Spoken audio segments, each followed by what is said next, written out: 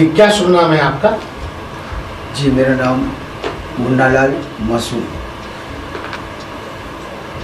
आपका प्रोफेशन क्या है, क्या करते हैं आप? मैं वर्तमान में झांसी नगर निगम में संग्रहकर्ता के रूप में काम कर रहा हूँ और बचपन से तो काफ़ी दिन वहाँ कच्चों में भी काम किया है, हालांकि इस वक्त मैं स्थायी हूँ, नगर निगम में काम कर रहा हूँ। मुन्ना भाई, आपका संगीत की तरफ रुझान कब से शुरू हुआ? संगीत का रुझान मुझे लगभग याद है कि मेरे बड़े भाई माता के भजन गाते थे, अपने जवारे वगैरह जो होते हैं ना, उसमें भजन गाते थे। वो मैं छोटा था, उनके साथ चला जाता था, तो उन लोगों को गाते बजाते देखा भजनों में, तो मुझे लगने लगी कि मुझे भी गाना चाहिए। और असलियत में मेरे गुरु भी वही हैं जिनसे प्रेरणा मुझे मिली है, वो भजन गाते थे। तो मैं तब से लगभग 12-13-14 साल की उम्र से। अभी तक आपने कहाँ गाया जहाँ पे आपको ख्याति प्राप्त हुई? लगभग पूरा बुंदेलखंड, मुंबई छोड़ के मैं लगभग पूरे क्षेत्र में बसा हूँ, मुंबई छोड़ के। बाकी पूरा बुंदेलखंड लगभग मुझे इस चीज़ को जानता है, और कभी कोई रचनाओं के नाम से जानता है, कोई मेरी रचना गा लेता है, कोई बंदिशें गा लेता है, कोई धन, किसी को धन अच्छी लग जाती है। इस तरह से आकाशवाणी पे भी गाया मैंने, दूरदर्शन पे भी गाया मैंने, और आज भी सेवा कर रहा हूँ। मुन्ना भाई, आपको ये जो रचनाएं जो आपने गाई हैं, तो ये लिखी भी आपने हैं? जी हाँ, मैं कभी बार किसी और की रचना को मैं हो सकता है कि मुझे पसंद नहीं आई हो, या कोई बात मुझे इधर की इधर करनी है, चुभ गई। हाँ, तो उस कवि से कहने से क्या है कि उसकी गुस्सा का भाजन बन जाता है। तो मैंने सोचा कि उल्टा सीधा जो कुछ लिखो, तो मैं खुद लिख के जो भी रचना है मैं खुद लिखता हूँ, टोटल लगभग गाता हूँ। मुन्ना भाई ने और ऐसा क्या किया जो मुन्ना भाई अब आगे, और मतलब ऐसी कोई ख्वाहिश है जो आपकी अभी पूरी ना हुई, जो करना चाहते हैं? नहीं, ख्वाहिश तो मेरी एक ही है कि बुंदेली बहुत आगे जाए, और कुछ लोग हैं बुंदेली को पीछे ढकेलने के मूड में लगे हैं, अभी भी लगे हैं। नए नए कलाकार हैं, इतने गंदे गीत गाते हैं जो माँ बेटी बैठ के अपनी बहनों के साथ नहीं सुन सकते। तो उन लोगों से यही निवेदन है, हाथ जोड़कर मेरा, कि वो इस तरह के गीत ना गाएं, तो ऐसे गाएं कि मर्यादा अपनी बनी रहे, ताकि इस बुंदेलखंड को लोग बहुत से रहे, मुंबई में भी रहे, यहाँ इस बुंदेलखंड के लोग, लेकिन बुंदेली को उन्होंने आगे बढ़ाने का काम नहीं किया। ये मेरी शिकायत। मुन्ना भाई, आपने कभी कोशिश की और आगे नई पायदान चुनने की, जैसे मुंबई और बड़े किसी प्लेटफॉर्म को ढूंढने की? नहीं, खरे साहब, हुआ क्या कि मेरे घर की आर्थिक स्थिति बहुत कमज़ोर थी। मेरे पिताजी लकड़ी फाड़ते थे, माताजी सब्जी बेचती थी, घर की हालत बहुत ख़राब थे। इसलिए जितना हो सका प्रयास किया मैंने, यहीं कहीं करने की कोशिश की। मुंबई जाने का एक बार मौका भी मिला मुझे, तो क्या है, मेरी माँ ने मना कर दिया कि नहीं, वहाँ नहीं जाओ। नौकरी मिल रही थी मुझे गाने की, सिर्फ होटल में गाना था मुझे, तो माता जी ने मुझे जान ली। आपने इतना कुछ किया, आप अपने रचनात्मक कार्यों से संतुष्ट हैं या अभी भी और कुछ करना आपके मन में शेष है? ये तो संगीत है, इससे तो मन भरते नहीं है, सच्चाई तो ये है, इससे मन नहीं भरता कि जितना करते जाओ। और ये तो मुझे आता कुछ नहीं है, लेकिन आज भी मुझे लगता है कि मुझे कुछ नहीं आता, लेकिन मन नहीं भरता संगीत से। तो मन शाम को ड्यूटी के बाद जैसे समय मिलता है, तो भाई हमारे बिरजू भाई हैं, यहाँ मंदिर पे आ जाता हूँ मैं, तो यहाँ कुछ ना कुछ उल्टा सीधा अपने जो कुछ आता है सब यहाँ कर देता हूँ, और उसको ऑनलाइन भी कर देता हूँ कई बार। ये जैसा कि आप बता रहे थे कि आपको मंच में बहुत सारा सराहा गया, लोगों ने आपकी रचना को पसंद किया गया, तो जितना सम्मान आपको मंच पर मिला, उतना ही सम्मान आपकी कला को आपके घर में मिला? जी, घर में भी ईश्वर की कृपा है, आप सबका आशीर्वाद है, ठीक ठाक हैं। 2 बच्चे हैं मेरे, और एक बच्चा मोबाइल की दुकान खोले हैं, एक ड्राइवरी करता है, मेरी खुद की गाड़ी लगी हुई है, और एक बहू है, एक बच्चे की मैं शादी करने जा रहा हूँ, एक लड़की की शादी कर चुका हूँ। और लड़का मेरा दामाद मेरा रेलवे में कार्यरत है। तो परिवार भी हमारा ठीक। तो अगर आपसे कल्पना करने को कहा जाए, अगर पूछा जाए, तो अगले जन्म में भी मुन्ना मासूम की तरह ही पैदा होना चाहेंगे या कुछ नया बदलाव लेके आना चाहेंगे?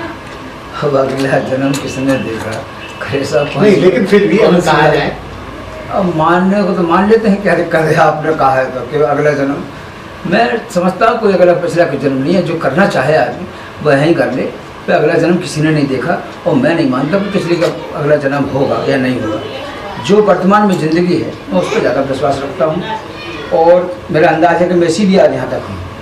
वर्तमान में जो है तो इस पर ज़्यादा भरोसा रखता हूँ, क्योंकि इतने ऐसे ऐसे दौर देखे हैं मैंने। ईश्वर दूसरों को ना दिखाए के बल मतलब कमज़ोर थे, अच्छे हैं तो सबको दिखाए, लेकिन और आज भी वो दौर देख रहा हूँ।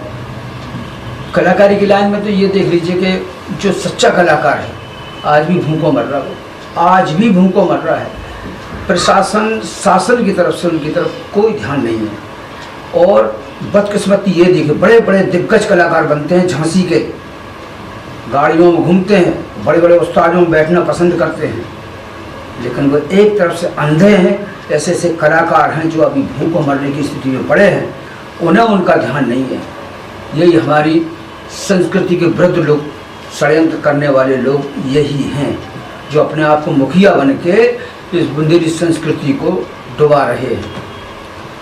इन्हें इनकी बात सरकार तक तुरंत जा सकती है, मगर ये नहीं करते। इसके पीछे क्या कारण लगता है, क्यों नहीं करते ऐसा? उनका खुद का स्वार्थ है, अपना नाम हो जाए, दूसरे का क्या लेना। मतलब छोटे बड़े कलाकारों का मुद्दा है कि बड़ी मछली छोटी मछली को खा रही है। तो ये है कि अब वो जो कर रहे हैं, हालांकि गलत तो है ही है। आदमी हर जगह अपना एक राजनीतिक पेच फंसा देता है कि यार मैं रहूं, और छोटे कलाकार को इस्तेमाल कर लो। वाह भैया क्या बढ़िया गाया तुमने, बहुत अच्छा बहुत अच्छा। वो कलाकार फूल गया, रात भर उससे प्रोग्राम करा लिया, उससे पैसा ही भी दे दिए और सुबह जाओ। मतलब उसके साथ छल करते हैं, लगभग करते हैं। अभी यहाँ संस्कृति विभाग है और तमाम विभाग में सुविधाएँ भी हैं, काम है, लेकिन वो उन तक पहुँच नहीं पा रहे हैं। सिर्फ यहाँ भी जन सूचना विभाग है, तमाम कार्यक्रम आते हैं, लेकिन वो सूचनाएँ नहीं मिल पाती। मतलब वो लोग जानबूझ के छोटे कलाकारों तक सूचना जाने नहीं देते कि इन्हें जानकारी हो जाएगी और फिर वो इसमें टांग फंसाएंगे कि भाई हमें भी इसमें मतलब कार्यक्रम में मौका दिया जाए, लेकिन उन्हें उन तक पहुँचने नहीं देते। मुन्ना मासूम के और कुछ ऐसे शौक जो दुनिया नहीं जानती गायकी के अलावा? नहीं, ऐसा कोई शौक नहीं है, बस बीड़ी पीता हूँ मैं। और बीड़ी शौक में नहीं आती? और कोई शौक नहीं, बस मस्त रहता हूँ, प्रयास करता हूँ कि हमसे किसी और को कष्ट ना हो। कि गोलियों से डर नहीं लगता, गोलियों से डर नहीं लगता, डर नहीं लगता से, नौकरी वाले को डर लगता